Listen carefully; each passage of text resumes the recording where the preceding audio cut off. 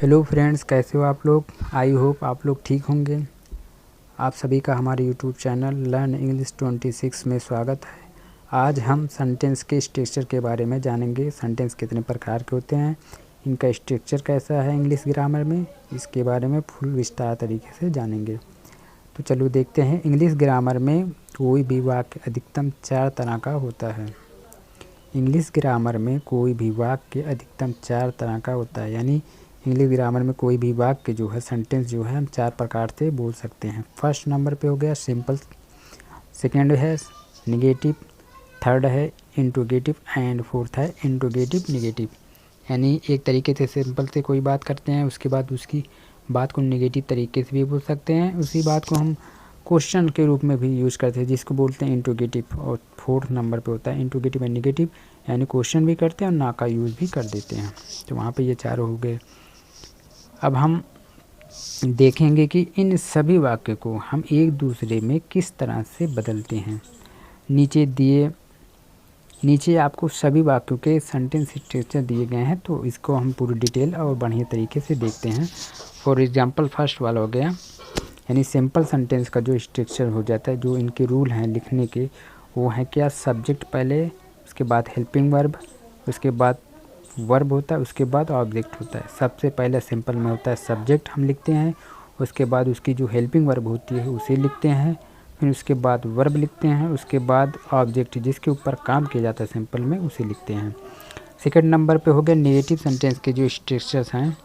सबसे पहले सब्जेक्ट होता है, फिर उसके बाद हेल्पिंग वर्ब है, जो उसकी helping verb do does has है, कोई भी वर्ब हो, कोई भी हेल्पिंग वर्ब हो उसका यूज़ करते हैं। उसके तुरंत बाद नेगेटिव में नॉट का यूज़ करते हैं, उसके बाद वर्ब लिखते हैं, उसके बाद ऑब्जेक्ट जिसके ऊपर काम किया जाता है उसे लिखते हैं।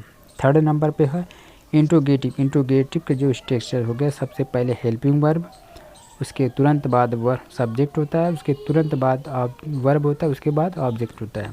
यानी इंट्रोगेटिव में सबसे पहले हेल्पिंग वर्ब या जो सहायक क्रिया तो सबसे फर्स्ट में लिख जाती है, उसके तुरंत बाद सब्जेक्ट लिखा जाता है, उसके बाद वर्ब होता है, उसके बाद ऑब्जेक्ट होता है।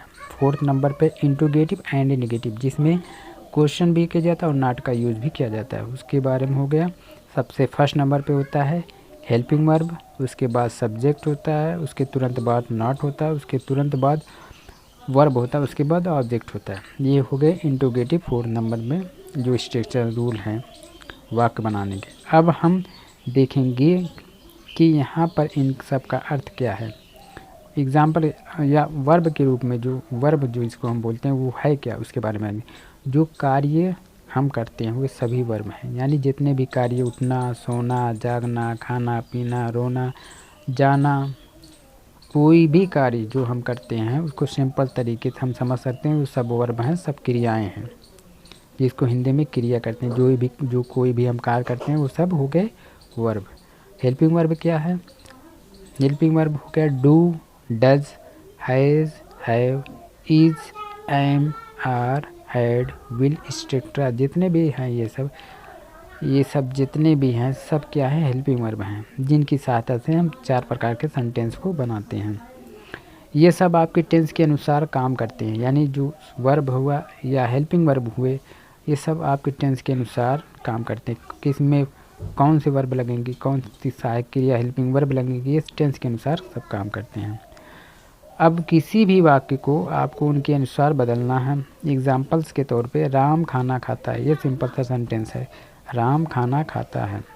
अब इसको हम सभी स्ट्रक्चर में बदल कर देखेंगे कि राम जो खाना खाता है ये इसका स्ट्रक्चर क्या होगा। ये 4 प्रकार थे जो ऊपर हमने बताए हैं, 4 प्रकार के जो टेंस के बारे में, स्ट्रक्चर्स के बारे में, कि ये जो वाक्य हैं ये 4 प्रकार के होते हैं। इन राम खाना खाता, इसी को 4 प्रकार से करके हम देखेंगे कैसे कैसे इनका सिंपल होता है, इनका नेगेटिव होता है, इनका इंट्रोगेटिव होता है एंड इनका इंट्रोगेटिव एंड नेगेटिव होता है। तो चलो देखते हैं। राम खाना खाता है, ये सिंपल रूल है, Ram eats the food, Ram eats the food, Ram खाना खाता है। इसी का हो गया राम खाना नहीं खाता, नेगेटिव, वो तो सिंपल था, राम खाना खाता है, राम ईट्स द फूड। अब इसी का नेगेटिव अगर बोलना हो, राम खाना नहीं खाता, नेगेटिव, वो तो सिंपल था, राम खाना खाता है, राम ईट्स द फूड। अब इसी का नेगेटिव अगर बोलना हो कि राम खाना नहीं खाता, फिर हो जाएगा Ram does not eat the food. यहाँ पे डज जो लगाया गया ये है helping verb, Ram does not eat the food, Ram खाना नहीं खाता है। अब इसी का जो थर्ड नंबर पे है इंट्रोगेटिव रूल जिसको बोलते हैं, इंट्रोगेटिव सेंटेंस जिसको बोलते हैं, वहाँ पे हो जाएगा। तो इसमें इसका रूल है, सबसे पहले हमें हेल्पिंग वर्ब रखा जाता है। तो यहाँ पे रखेंगे हेल्पिंग वर्ब क्या है, डज। तो does Ram eat the food हो जाएगा, does Ram eat the food. And fourth number पे हो गया interrogative and negative, fourth number पे इंट्रोगेटिव एंड निगेटिव हो गया। तो इसका भी रूल है, सबसे पहले हेल्पिंग वर्ब, उसके बाद सब्जेक्ट, उसके बाद नॉट, यानी इस तरीके से लिखा जाता है। तो यहाँ पर हो जाएगा does Ram not eat the food, does Ram not eat the food, क्या राम खाना नहीं खाता है, does Ram not eat the food. इस प्रकार के ये चारों सेंटेंस, चारों वाक्यों को हम करके देखेंगे और अपनी इंग्लिश को सुधारेंगे।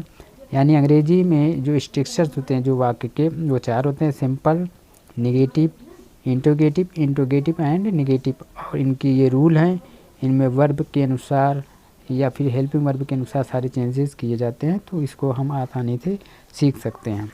आप सभी को अगर हमारी वीडियो पसंद आए तो प्लीज़ लाइक करना, शेयर करना, कमेंट करना और सब्सक्राइब ज़रूर करना। और इस तरह की वीडियो पाने के लिए कमेंट में ज़रूर लिखना। Thank you so much for watching this video. All the best all friends.